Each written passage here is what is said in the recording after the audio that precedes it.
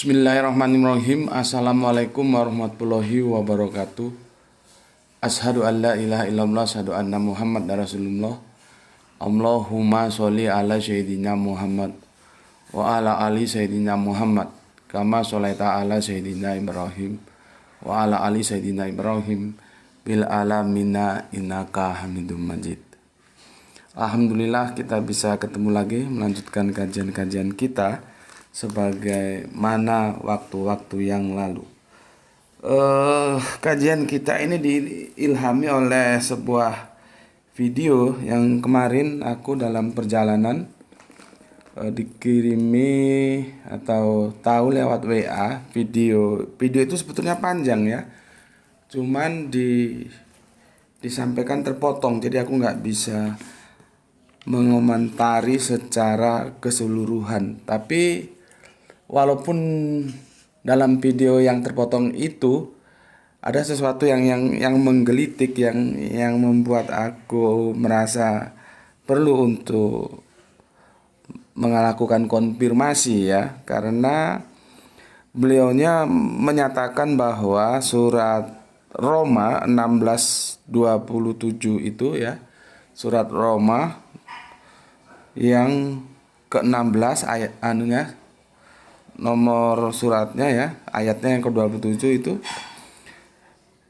berulang kali oleh pendeta itu dikatakan sebagai pernyataan Allah satu-satunya itu Yesus ya, atau Yesus Kristus satu-satunya Allah yang penuh hikmat gitu. Aku langsung tersentak juga, apa benar ya gitu. Jangan-jangan benar gitu. Kan kebenaran itu harus kita mungkinkan juga ya. Siapa tahu memang benar gitu. Karena selama ini seperti teman-teman tahu ya, aku telah membuat sebuah video yang itu bisa kalian lihat bahwa aku membela Paulus. Ketika Paulus itu dipersalahkan dalam konsep theos. Dan aku mengatakan bahwa Paulus itu tidak, untuk konsep theos dia masih tetap setia terhadap ehadnya Yahudi ya, karena memang Paulus juga itu hidup dalam perspektif Yahudi sebetulnya ya. Dan salah satu yang harus dipersalahkan itu ketika kita berbicara tentang Paulus itu adanya di soteriologi salib, bukan di konsep theos gitu. Makanya ketika sang pendeta ini mengutip Roma 16:27 aku kaget juga, tapi aku juga wait and see, cuman karena di jalan aku belum sempat buka Bible ya. Yang menjadi penasaran kan, ini surat Roma ini artinya ini suratnya Paulus gitu.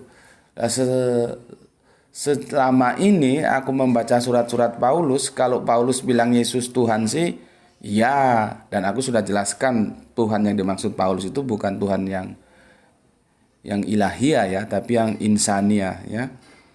Tetap artinya sejauh aku mempelajari surat-surat kiriman Paulus itu tidak satu pun Paulus mengatakan bahwa Yesus itu Allah.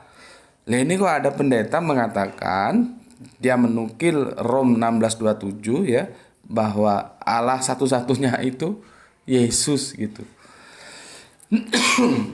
Hari ini Selasa, jadi aku puasa ya, nggak bisa minum kopi. Penasaran aku di tengah jalan itu, cuman karena di perjalanan aku nggak mungkin buka Alkitab ya. Untuk itu kajian kita kali ini aku beri tajuk, jadi kita langsung ke ayatnya saja ya. Kita melakukan kritik teksnya ya. Yesus adalah Allah. Ini Yesus adalah Allah. Ini pernyataannya Pak Pendeta ini kita uji apakah benar ya. Jadi ini Yesus adalah Allah, Roma, karena yang dinukil ini Roma Roma berapa tadi? 16:27 ya. Nih tajuk kajian kita ya, Yesus adalah Allah, Roma 16:27. Seperti yang aku bilang tadi, videonya itu tidak begitu panjang ya, cuman ini yang sempat aku dengar ya, terpotong, dan ini menarik. Seperti yang aku lihat di video itu ya, pendeta ini meluncurkan sebuah istilah baru ya, gatal kutu ya. Menarik juga, kreatif juga Bapak Pendeta ini ya. Gatal kutu itu yang dia maksud adalah tiga tunggal ngaku satu gitu ya. Aku memberikan apresiasi ya.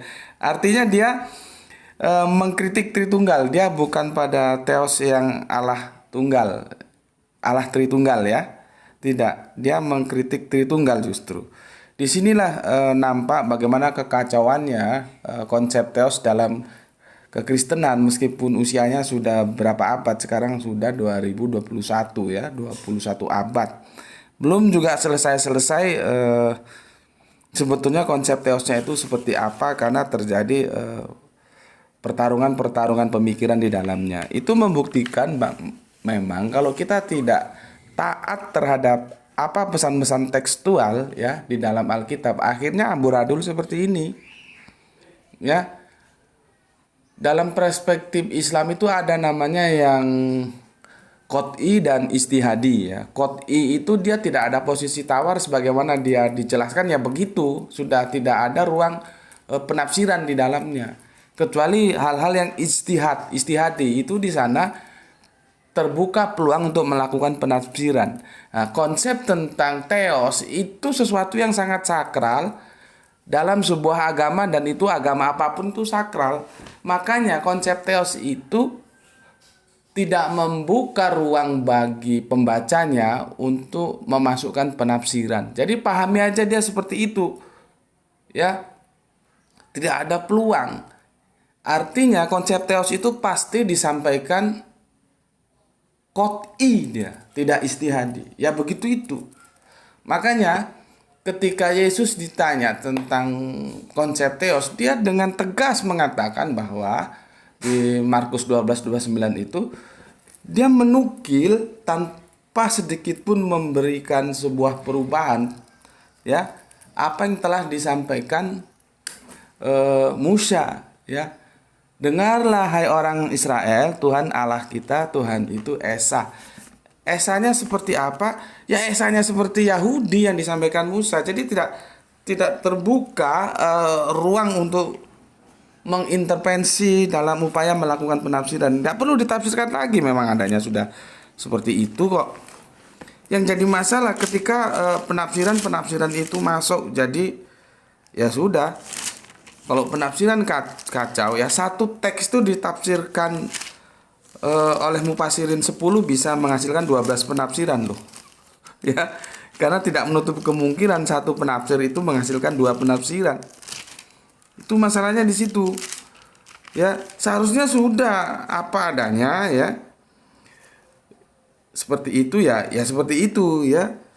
Di Markus 12:29 itu kan menukil ulangan 6 ya. Kita buka ulangan. Kamu buka kitab ulanganmu ya. Kitab Bibelmu maksudku ya. Kamu buka di ulangan 6 ya. Sama persis ya. Di ulangan 6:4 Musa mengatakan, dengarlah hai orang Israel, Tuhan itu Allah kita, Tuhan itu Esa. Ya. Begitu Yesus ditanya lagi, jadi kelebihan orang Yahudi itu ada loh, mereka tidak gampang percaya. Itu sebetulnya peristiwa di Markus ini ya, Markus khususnya 12:29. Ini dalam rangka menguji gitu. Sebetulnya Yesus ini ngerti nggak sih? Makanya diuji, kan itu ada orang-orang Yahudi mengutus utusan untuk menguji Yesus sebetulnya itu ya. Maka seperti yang kita baca di Markus ya, Markus 12:29 ya, ini berasal dari ulangan 64 gitu loh. Dan di sini apa? Ehad gitu ya. Jadi Markus ini diambil dari ulangan 64. Di sini Yesus mengatakan seperti apa yang dikatakan oleh Musa. Dan kalau kita baca ke bawah, Itu orang-orang Yahudi itu mantap sekali, dia bilang ya. Begini, tepat sekali guru, benar katamu itu bahwa dia Esa dan bahwa tidak ada yang lain kecuali dia. Jadi dibenarkan. Ketika diuji, Yesus menjalani ujian, menyampaikan apa yang ditanyakan dan dinyatakan benar. Sudah selesai, clear. Tidak perlu lagi ada penafsiran ehad yang kesatuan lah, yang gini, yang itulah, akhirnya amburadul semua di situ. Ya. Sekarang kita lihat bagaimana posisinya ya dalam kekristenan itu, ya seperti ini akhirnya.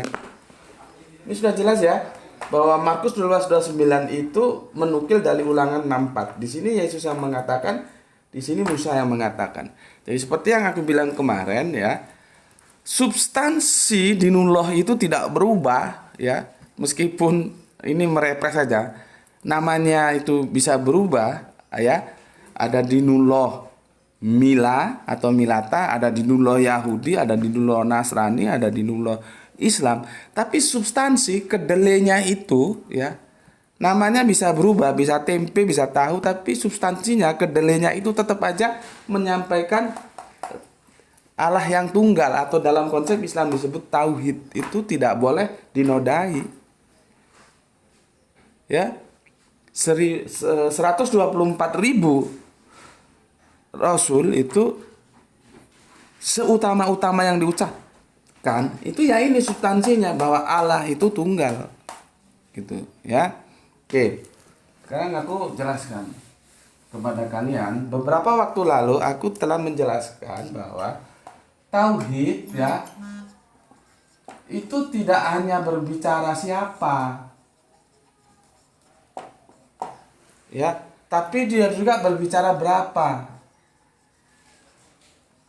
Kalau kita ngaji di pondok-pondok, di katakanlah kajian-kajian yang diadakan rutinitas di masjid atau di mana gitu ya, biasanya kita cukup di siapa ini.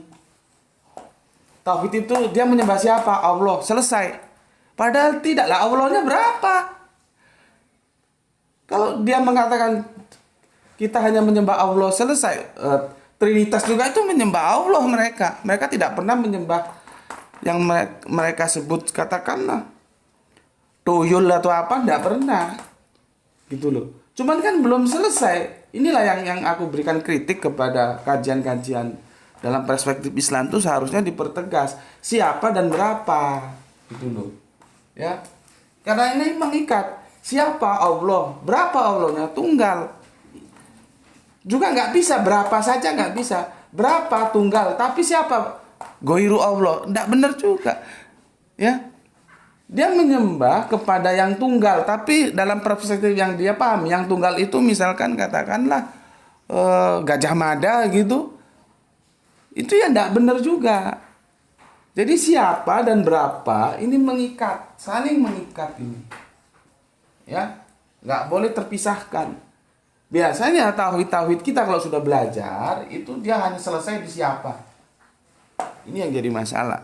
Kalau cuma siapa, teman-teman Kristen itu yang menyembah Allah. Ya. Tritunggal itu menyembah Allah loh. Tapi kan berapanya itu yang jadi masalah. Kalau siapanya ketemu gitu ya. Jadi supaya paham. Jadi ada kerangka berpikir yang berubah lah mulai sekarang ya. Kalau kita misalkan kalian nanti, siapa tahu kalian diundang memberikan kajian ya, Ahad pagi atau apa. Kalau di sini biasanya begitu, Ahad pagi itu ada kajian rutin itu. Kalau kalian menjadi narasumber ketika menjelaskan tauhid itu, jangan lagi mengulangi kesalahan-kesalahan masa lalu ya. Artinya kalau kamu menjelaskan tauhid itu, jelaskan siapanya, berapanya juga dijelaskan, atau dibalik, berapanya dan siapanya dijelaskan. Karena apa? Selama ini kita berhenti di siapanya saja. Kalau sudah, dia menyembah Allah, sudah selesai udah. Padahal belum lah, Allahnya berapa. Gitu. Ya. Oke, sekarang konsep teologi kekristenan itu menjadi kacau yang tidak terhindarkan. Itulah tadi yang aku bilang. Sesuatu yang sudah qot'i mereka pandang menjadi istihadi. Ya, di situ sudah jadi masalah. Padahal di Markus 12:29 dan Ulangan 6:4 itu dia qot'i, dia tidak membuka ruang ijtihadi. Ya sudah dipahami begitu. Kalau kalian malas berpikir, sudah ikuti aja Yahudi bagaimana. Karena mereka, makanya kan apa sih kelebihan orang Yahudi itu kan, itu dialognya di surat kiriman Paulus kan bagus itu. Sebetulnya apa sih kelebihan orang Yahudi yang notabene Israel itu? Maka dijawab, karena kepada mereka lah pertama kali firman itu dipercayakan, gitu loh. Ya. Jadi terlepas plus minusnya Israel ya. Kita ambil plusnya aja. Ya, pertama apa? Kepada mereka pertama kali firman itu dipercayakan. Ya sudah, bagaimana cara mereka memahami Shema o Israelu Yahweh Elohenu Yahweh Ehad? Bagaimana mereka memahami Ehad itu sudah nggak usah diintervensi lagi. Ketika diintervensi itu jadi masalah. Ya. Tetapi apakah ketika tidak diintervensi itu tidak jadi masalah? Ya jadi masalah juga. Kalau alurnya itu menyimpang lagi. Contohnya begini ya. Teologi ya. Teologi Kristen ya. Ini sudah 2021, berapa abad tuh ya? 21 abad atau 20 abad sudah. Ini nggak beres-beres ini. Ya. Itu akhirnya terpecah seperti ini. Tunggal ya. Dia tunggal. Terus ada yang tritunggal. Aku nulis buku ya bahwa tritunggal itu sebetulnya di persimpangan jalan. Ya. Aku pernah diskusi dengan salah satu pendeta. Jadi tritunggal itu sebetulnya gamang ya, kegamangan antara single dan plural. Gitu loh. Ya. Tritunggal itu kegamangan mereka ya antara single dan plural. Belum lagi pengaruh-pengaruh paganisme yang masuk. Sehingga kalau aku ditanya, sebetulnya bukan kegamangan single dan plural, tapi apa? Pengaruh pagan itulah yang begitu kuat masuk sehingga mereka memanfaatkan. Ada nggak peluang-peluang bahwa Allah itu plural? Tetapi kan mereka tidak bisa begitu saja mengatakan Allah itu plural karena ada singularnya. Maka supaya aman digabunglah antara singular dan plural, makanya keluarlah konsep yang tritunggal itu ya. Tiga tapi tunggal ya itu ya. Itu yang dikritik oleh Pak Pendeta ini menjadi gatal kutu. 3 tunggal ngakunya 1 gitu. Bagus juga, kreatif Bapak ini ya. Karena Bapak Pendeta ini bukan dalam kelompok Kristen yang menerima tritunggal tapi menolak. Oke, aku lanjutkan di sini ya, tritunggal. Kemudian ini terbagi 2 ya, tunggal. Tritunggal ini itu Allahnya itu ya 3 ya, Bapa, Yesus, atau kita kenal Roh Kudus. Ini ya, Bapa, Yesus, Roh Kudus. Ini ya. Nah itu nampak di sini Le. Coba lihat. Kamu kalau daring di situ enggak bisa. Nampak? Masih nampak. Oke. Nanti tunggal ini juga terpecah jadi dual juga. Bentar, ini habis. Ini terpecah jadi 2 juga ini ya. Tunggal ini. Jadi belum selesai. Makanya ketika tunggal pun belum selesai. Apalagi tritunggal ya tambah amburadul. Tunggal ini nanti ketika dia bertanya tentang Allah, ini berubah juga. Ya. Ini ada yang Allahnya Bapa. Ya. Sementara ini ada yang Allahnya itu Yesus itu sendiri justru. Ya. Dan ini pun nanti konsep Tritunggal ini antara Kristen Barat dan Kristen Timur beda lagi cara memahaminya. Kristen Timur biasanya mengatakan bahwa Tritunggal itu adalah menjelaskan kebagaimanaan Allah. Tapi itu cara-cara mereka berapologetika. Kalau Kristen Barat itu keberapaan Allah. Sudah beda lagi kan. Ya. Meskipun sama-sama Tritunggal. Oke, sekarang kita ke tunggal. Kita lihat ya. Teosnya ini tunggal, Tritunggal. Tritunggal itu Allahnya itu Bapa, Putra, dan Roh Kudus ya. Jadi siapa Bapa itu ya Allah, siapa Yesus itu ya Allah, siapa Roh Kudus itu ya Allah. Tapi kalau ditanya Allahnya berapa, mereka ngotot tunggal. Gitu. Jadi kan kacau. Kalau kamu kasih anakmu ya satu buah mangga ya, satu buah mangga, satu buah jeruk ya, terus satu lagi apa lagi yang bisa satu buah mangga, satu buah jeruk, satu buah semangka. Terus tanya sama anakmu ada berapa buah gitu. Mesti anak kita ya seperti ini Ranti ini, walaupun dia baru kelas 2 SD, dia akan jawab 3 buah, gak mungkin 1 buah. Karena ada 1 buah jeruk, ada 1 buah mangga, atau ada 1 buah semangka. Ada berapa buah, Nduk? Mesti dia jawab 3, gak mungkin dia jawab 1. Gitu loh. Yang masalahnya ketika mereka ngomong 3 tapi 1 tapi 3, itu karena dogma itu membuat sebuah rekayasa yang disebut nanti ada hipostasis, ada ausia. Padahal kita tahu istilah hipostasis, istilah ausia itu tidak biblikal. Tidak ada dalam biblikal istilah seperti itu. Tapi karena ya berulang kali aku bilang, dogma itu membodohkan. Nah, kemarin aku dapat informasi ternyata yaitu semoga menjadi menjadi sesuatu yang baik apabila itu dicatat sebagai amal soleh, itu akan tercurahkan untuk kita semua yang mendukung eksisnya channel ini ya. Dukungan dari kalian semua itu juga akan berimbas ke kalian ya. Kalian akan mendapatkan kebaikannya gitu. Karena tadi malam aku baru diajak ngobrol dengan teman.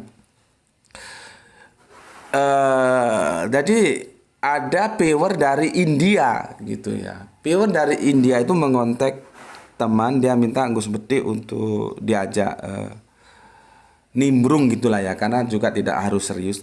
Memang tidak serius tadi malam, ngobrol bareng gitu aja lah ya. Dalam diskusi-diskusi tentang Tritunggal gitu. Ternyata di sana itu di India itu yang booming itu tajuk yang pernah kita bahas bahwa Tritunggal itu hidup di dogma, mati di logika. Ya. Di India itu menjadi bahan diskusi mereka ya. Jadi alhamdulillah ternyata sampai juga ke India diskusi-diskusi kita ini ya, ditonton sama viewer-viewer yang ada di India sana ya. Oke, terus aku jelaskan di sini ya. Di sini tunggal ya. Tetapi yang mereka anggap Allah itu Bapa. Sementara di sini yang mereka anggap Allah itu Yesus. Nah, inilah yang disebut Yesus only atau oneness itu di sini. Kalau ini nanti ini jalurnya Kristen Tauhid ya. Di sini Kristen Tauhid, di sini. Saksi Yehova itu di sini. Disinilah yang oneness itu ya. Atau biasanya mereka sebut Yesus only. Jadi tunggal, tapi yang mereka anggap tunggal sebagai Allah yang tunggal itu Yesus itu sendiri. Kan nggak selesai juga.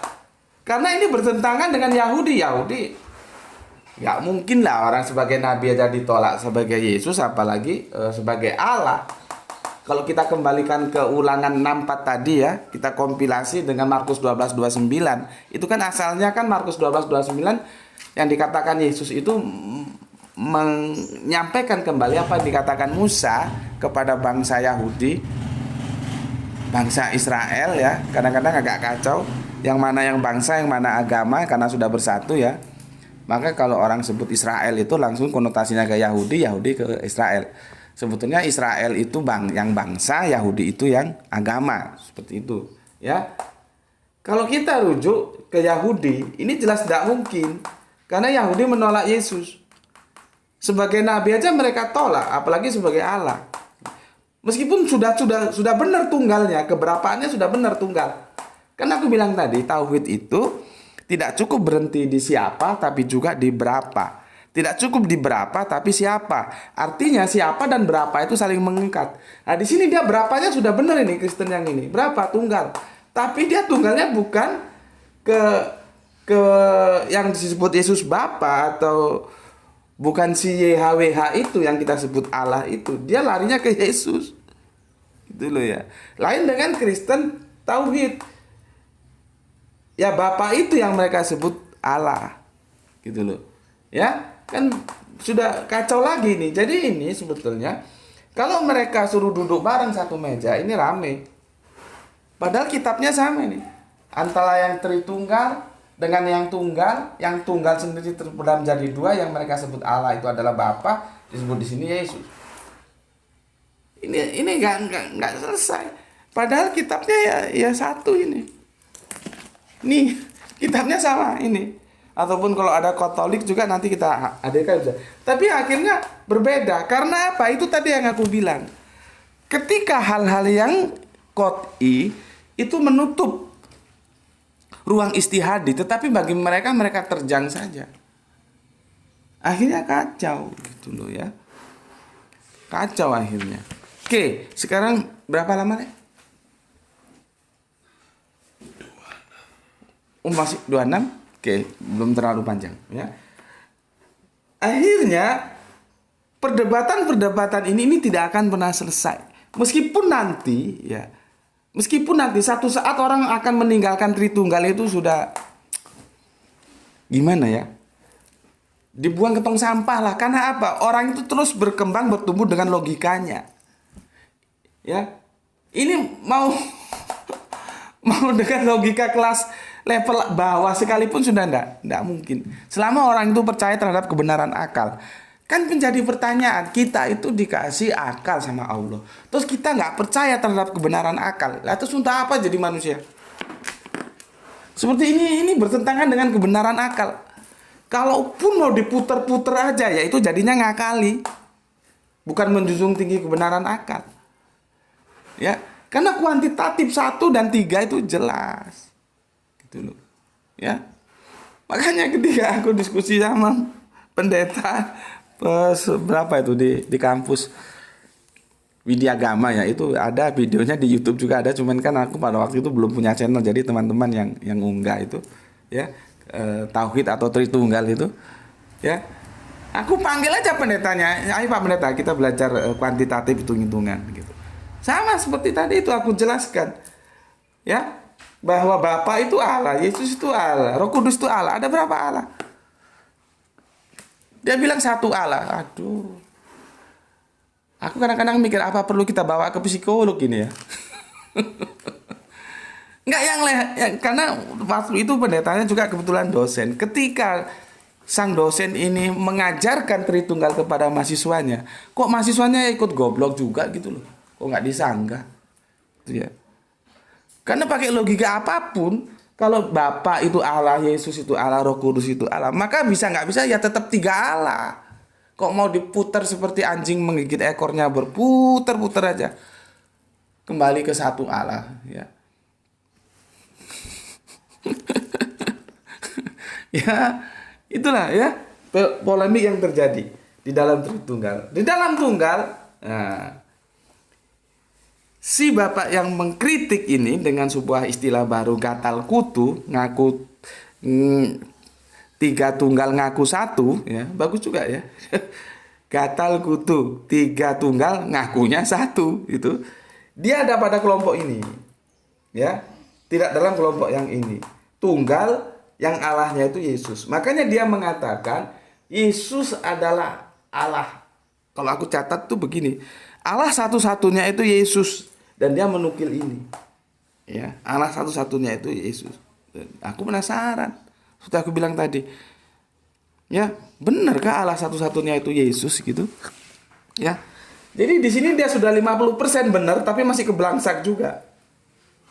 Karena nanti kalau kita bikin decision tree, itu yang sesuai dengan Yahudi itu yang ini ya. Yang ini jelas nggak? Ini yang ini dia. Sini Ya, setelah itu yang ini. Bukan yang ini. Ya. Jadi gini, decision tree kalau kalau anak teknik ini ngerti lah ya. Ada satu titik tolak, kita akan milih mana? Tunggal atau tritunggal? Nah, itu ya.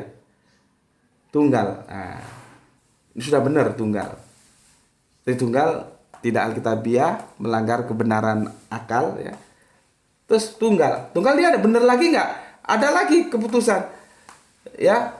Yang mereka anggap sebagai Allah itu siapa? Satu Yesus, satu Bapa. Nah, ya. Mana yang benar? Ya ini. Ya. Karena dalam konsep Yahudi, jangankan sebagai nabi, jangankan sebagai Allah, sebagai nabi aja dia tolak gitu. Ya. Kalau kita pakai kerangka pikir Yahudi seperti itu. Ya. Jadi jalurnya begini. Ini konsep teos ya. Dia ke sini dan dia ke sini. Baru ke sini. Bukan yang ini. Bukan yang ini. Ya. Oke. Kalau ini sudah sorry. Kalau ini sudah paham, maka aku akan langsung merujuk ke ini ya, Roma 16:27 karena suratnya juga nggak terlalu panjang. Aku hapus ya. Oke. Jadi kita melakukan diskusi tentang ayat ya, langsung masuk ke ayat. Benar nggak sih Roma 16:27 itu menyatakan bahwa itu sebuah dalil bahwa Yesus itu adalah satu-satunya Allah ya. Jadi aku tulis begini. Bagi dia ya, ini gini. Kamu buka di kitabmu ya, bagi dia ya. Bagi dia ini satu-satunya, mantap ini, satu-satunya ya. Bagi dia satu-satunya Allah yang penuh hikmat. Allah ya, yang penuh hikmat. Oke. Bagi dia satu-satunya Allah yang penuh hikmat. Oleh Yesus ya. Oleh Yesus ya. Oleh Yesus segala kemuliaan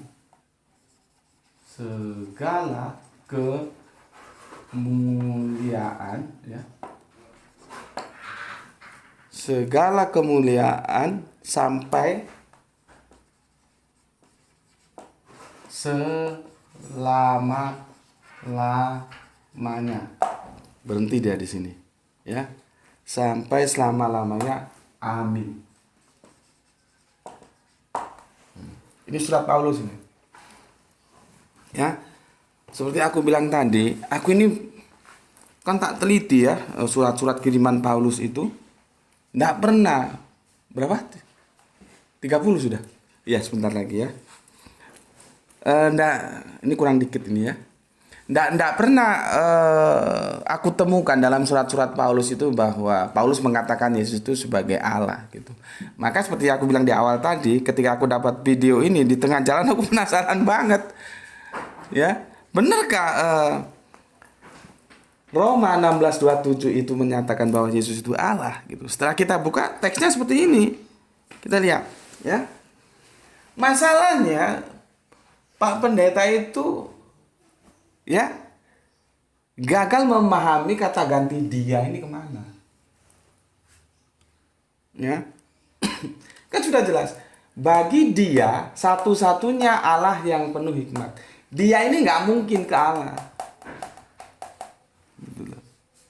Kan kalau dia ini ke Allah kan logika kalimatnya kan enggak ketemu. Ya. Bagi dia berarti yang dimaksud oleh Paulus dia itu ya ini.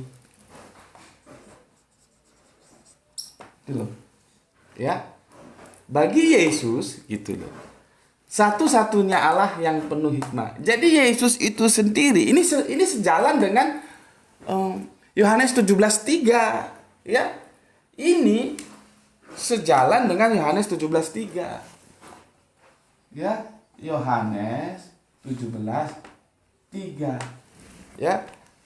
Inilah hidup yang kekal itu yang mengenal engkau satu-satunya Allah yang benar dan Yesus Kristus yang telah engkau utus. Sejalan dia. Ya, satu-satunya Allah yang benar.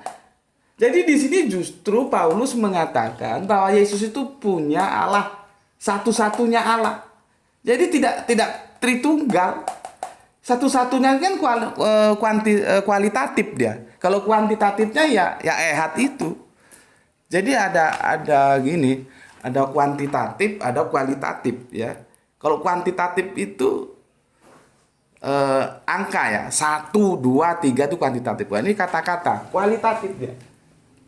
Dia sejalan. Justru kalau ini dianggap sebagai ayat pernyataan bahwa Yesus adalah Allah, dia tabrakan dengan Yohanes 17:3. Ya. Dia tabrakan. Mana kacamatanya Bapak? Deh. Oh ini ya. Dia akan tabrakan. Coba kamu buka Yohanes 17:3 ya. Inilah hidup yang kekal itu yang mengenal engkau satu-satunya Allah yang benar dan Yesus Kristus yang telah engkau utus ya. Inilah hidup yang kekal itu yaitu bahwa mereka mengenal engkau satu-satunya Allah yang benar ya. Dan mengenal Yesus Kristus yang telah engkau utus. Ini syahadat Yesus ini jelas posisinya. Allah ya sebagai pengutus, Yesus yang diutus. Allahnya berapa? Satu-satunya. Klop ya dengan di Roma. Satu-satunya Allah. Lah kalau dia ini dinisbahkan ke Allah, logika kalimatnya nggak nyambung. Nggak nyambung ya. Makanya kalau dikatakan oleh Pak Pendeta itu tadi yang mengkritik Tritunggal, tapi sayangnya ketunggalan dia itu justru dinisbahkan ke Yesus, jadi masalah. Jadi tidak benar bahwa Roma 16:27 itu sebuah proklamasi bahwa Yesus adalah Allah. Bahkan dikatakan Allah satu-satunya itu Yesus. kan jadi kacau ini ya. Oke, kita lanjutkan. Bagi dia Yesus satu-satunya Allah yang penuh hikmah. Ini loh. Jadi antara dia dan satu-satunya ini beda. Di sini satu sisi Yesus, ini satu-satunya Allah yang penuh hikmah. Gitu loh. Ini koma. Oleh Yesus segala kemuliaan sampai selama-lamanya. Ya jelas ya, utusan Allah itu ya jelas mulia. Mana ada utusan Allah brengsek, itu enggak ada. Ya. Amin. Amin ini ya semoga terjadi ya. Biasanya kalau teman-teman di gereja itu amin. Ya. Yang setuju amin. Amin gitu ya. Ini tapi tulisannya di sini amin bukan amin ya. Oke, ini apa adanya aku tulis. Ya. Sekali lagi ya. Kita sudah melakukan kritik teks. Ketika kita salah ini kalau dalam bahasa Arabiannya itu, kalau dalam kajian Sorop Nahu ini menentukan domirnya ini yang salah. Pak Pendeta itu salah. Dia kira dianya ini ke Allah, bukan. Orang ini sudah Allah kok. Jadi yang maksud itu bagi Yesus satu-satunya Allah yang penuh hikmah. Justru Yesus bertauhid di sini, bukan dia justru menjadi Allah. Gitu loh ya. Yesus kan tidak menjadi Allah. Sama di sini Yesus tidak menjadi Allah, menjadi utusan. Jadi ini klop ini. Antara ini klop sudah. Kan? Cuman kalau dipahami ini bahwa Yesus adalah Allah, menjadi kacau, nggak ketemu, tabrakan. Ya. Oke. Bagi dia satu-satunya Allah yang penuh hikmah. Sekarang kalau kalian Kristen, artinya pengikut Kristus, ya ikuti Kristus. Satu-satunya Allah. Ya. Artinya bukan Tritunggal. Kalau Tritunggal jangan ngomong pengikut Kristus, jangan ngomong Kristen gitu loh. Jadi itu sportif jantan gitu loh. Jangan ngomongnya Kristen tapi yang diikuti Tertulian. Begitu juga kepada Bapak Pendeta itu, ikuti Kristus. Bagi Kristus itu satu-satunya Allah, bukan dia mengaku Allah. Jadi sebetulnya antara yang mengkritik dan yang dikritik itu sama kesalahnya, sama kacaunya. ya. Karena tunggal saja itu masih 50%, tergantung tunggalnya siapa. Ketika tunggalnya Bapak Pendeta ini Yesus, ya kacau. Yang benar tuh Kristen tahu tunggalnya itu siapa? Ya Allah itu. Ya Bapa, yang dipanggil Yesus oleh Bapa. Ya. Yang dimana oleh teman-teman Yahudi itu disebut YHWH. Gitu. Nanti dalam Islam tuh Allah gitu. Jadi sejalan dia. Oke. Sekarang gini aja lah. Terlepas ayat ini apapun katanya, benar nggak Yesus itu Allah? Maka kita buka di Timotius, coba. Ini sebagai tambahan aja. Ya. Kamu buka di 1 Timotius 1:17. 1 Timotius 1:17 ya. Ya. 1 Timotius ini sebagai komparasi aja. Ya. Di sini ya 1 habis ya.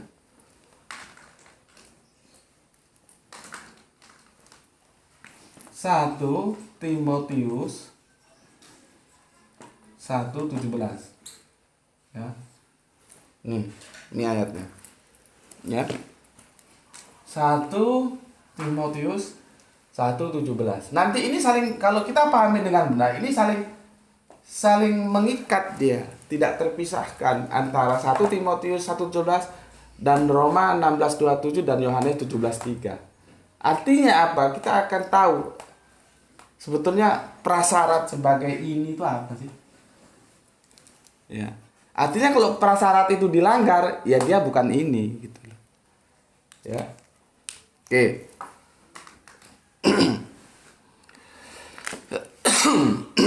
Aku baca ya. Sama, hampir sama dengan ini ya. Kemuliaan oleh Yesus segala kemuliaan. Begini bunyinya suratnya Paulus itu 1 Timotius 1:17. Buka Bibelmu ya.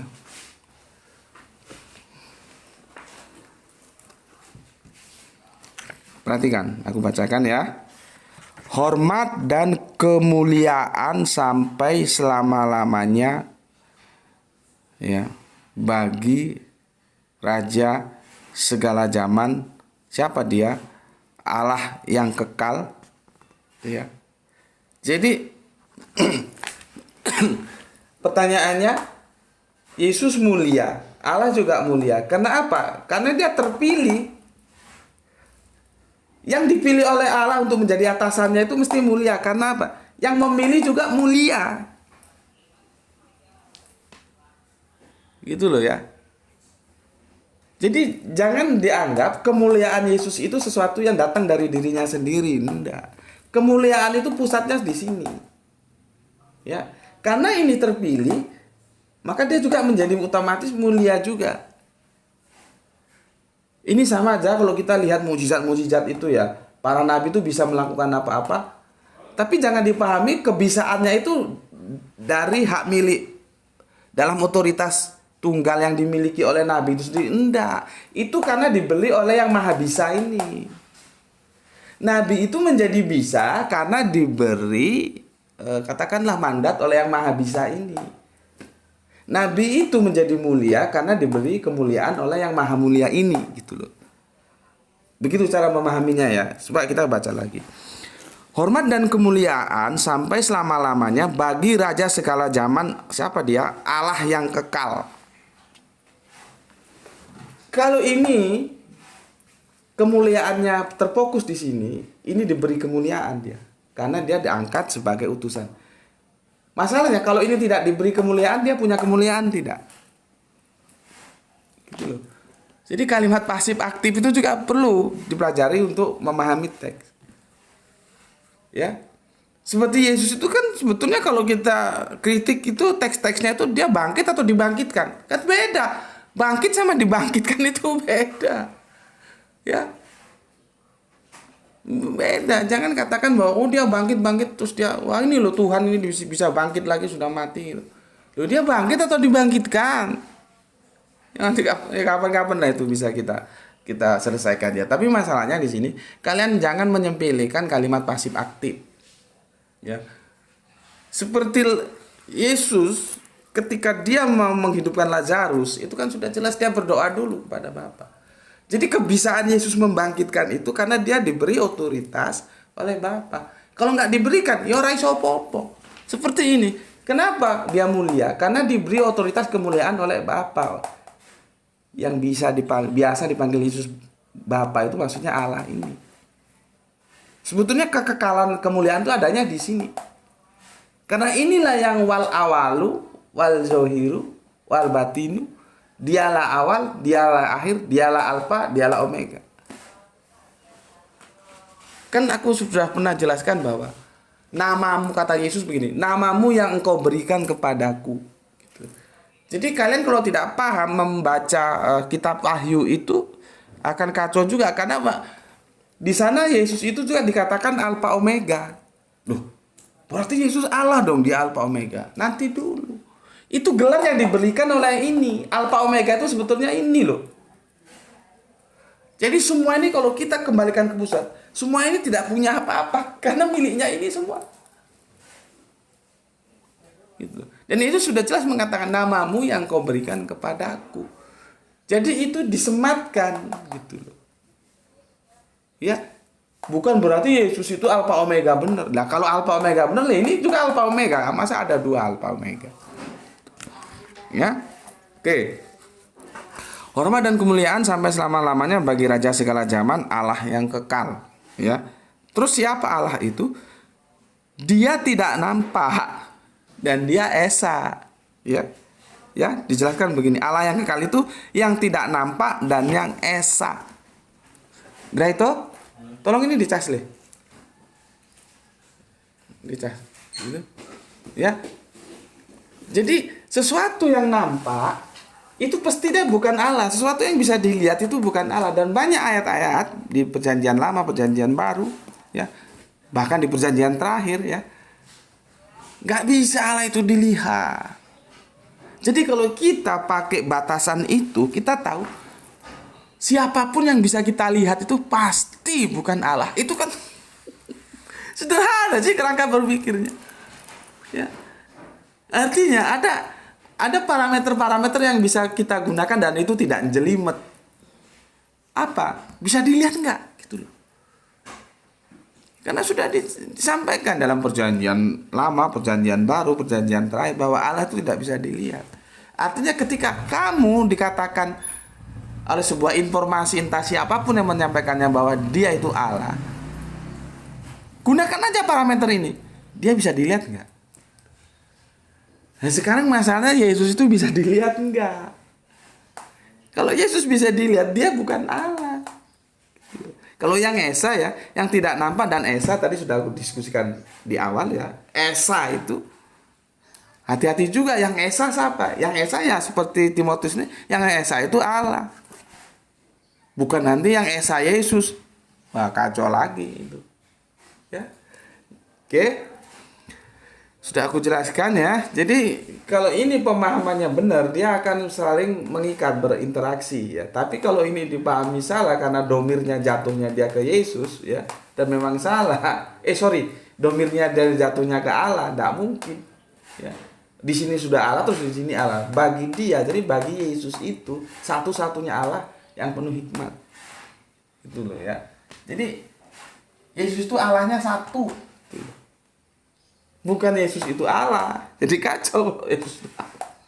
Ya. Oke. Sampai di sini dulu ya kajian kita. Kita sudah melakukan kritik teks ya, Roma 16:27. Mungkin nanti waktu-waktu lain kalau ada teks-teks yang perlu kita kaji bareng akan aku sampaikan ya. Jadi enak. Kalau kita langsung masuk ke teks itu enak ya. Kita boleh saja menyampaikan pendapat, tapi itu harus disandarkan kepada teks-teks Alkitab. Itu yang namanya Alkitabiah. Untuk teman-teman, aku recommended kalian beli buku ini nih, bagus ini untuk belajar ya. Ini Chinese ya, Mas Eric Chang ini. Sejarah kehidupannya juga bagus ya. Dia awalnya lahir dari keluarga tidak bertuhan, terus dia bertuhan, Tuhannya Tritunggal, terus dia akhirnya tunggal Tuhannya. Ya, makanya ini judulnya The Only True God, sebuah kajian monoteisme Alkitabiah. Coba, monoteisme Alkitabiah. Ini buku segini tebal ini Alkitabiah artinya apa? ini itu tidak menyampaikan sesuatu yang tidak tunggal tentang teos. Ya, ini kan Alkitabiah semua ini. Ya, kesimpulannya tetap aja bahwa Allah itu ya tunggal gitu ya. Nggak tahu ini harganya berapa. Ini hadiah dari kawan ya. Bagus ini. Cuman ya memang harus senang baca karena cukup tebal. Oke. Itu dari aku. Sampai ketemu lagi dan selamat menjalani aktivitas ya. Matur numbah nuwun. Bismillahirrahmanirrahim. Alhamdulillahirabbil alamin.